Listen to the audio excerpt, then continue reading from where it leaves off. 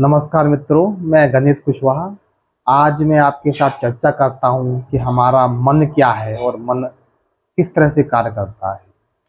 मन यह है हमारा एक चेतना के विकास में जितनी भी जो एवोल्यूशन हुआ है जीव का इस धरती पर, तो मानव मस्तिष्क इस विकास का एक महत्वपूर्ण अंग है, जो कि जानवरों में या अन्य किसी जीव में विकसित नहीं होता।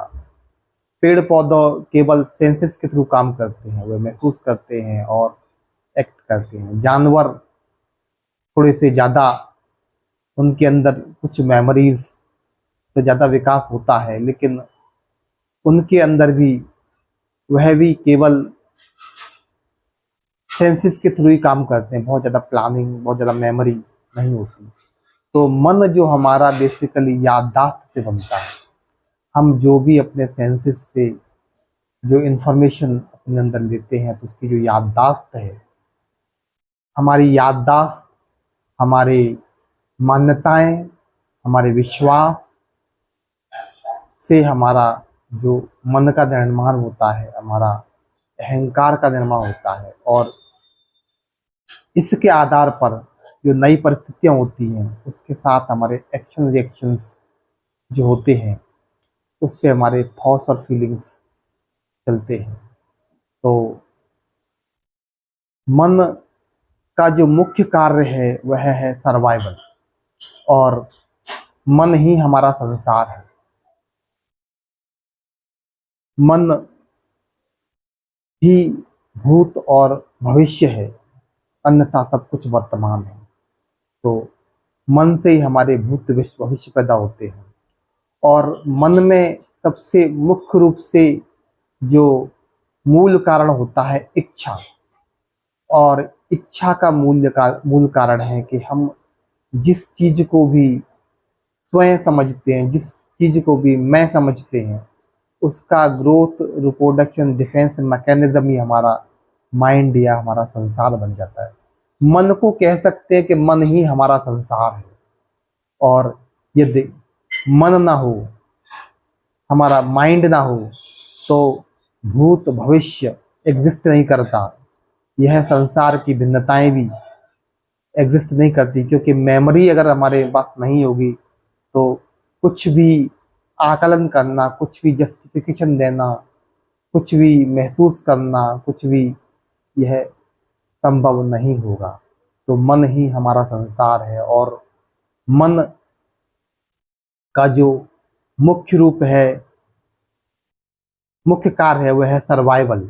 और हम जिस चीज को भी, जिस विषय को भी यह मानते हैं कि यह हम हैं, जैसे हम यह मानते हैं, ये वर्षों, ये लाखों वर्षों की प्रोग्रामिंग है, कि लाखों वर्षों के एवोल्यूशन का प्रतिफल है कि सेल्फ आइडेंटिफिकेशन।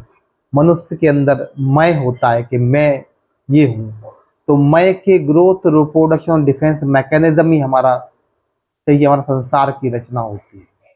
और उसी से हमारा ये तीन मूलभूत इच्छाएं पैदा होती हैं, और उसी से शिकायतें पैदा होती हैं, और वहीं से हमारा जो जितना भी संसार का जंजाल वहीं से पैदा होता है। तो सेल्फ आइडेंटिफिकेशन एक महत्वपूर्ण एस्पेक्ट है मन के लिए। और मन का यदि इसमें हमारी अगर गलत मान्यताएं हैं, गलत विश्वास हैं, और मन के प्रति हम जागरूक नहीं है, तो हमारा इस मन के जो एक्शंस हैं वो कॉन्ट्राडिक्टरी हो जाएंगे, और हम कंफ्यूज रहेंगे। तो हमारा जो प्रोडक्टिविटी है वो बहुत कम रहेगा।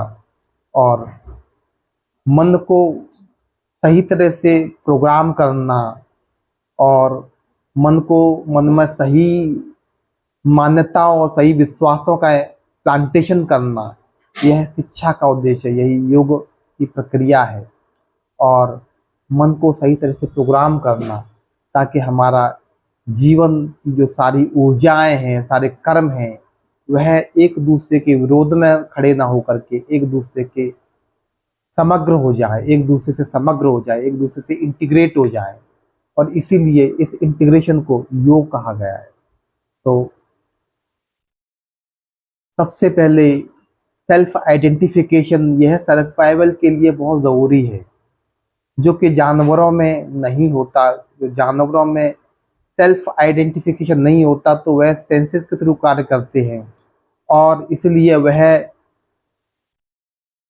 अपने जीवन की 100% एनर्जी केवल सर्वाइवल में ही देते हैं, और मुश्किल से सर्वाइवल ही कर पाते हैं।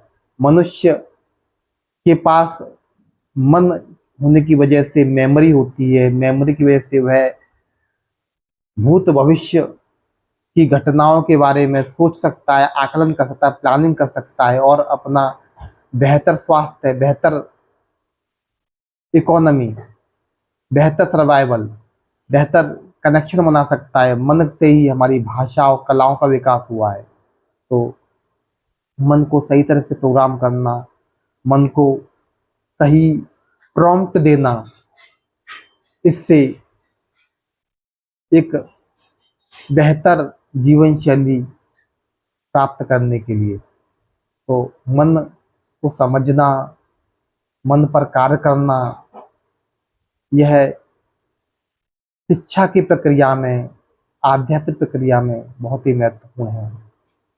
Thank you.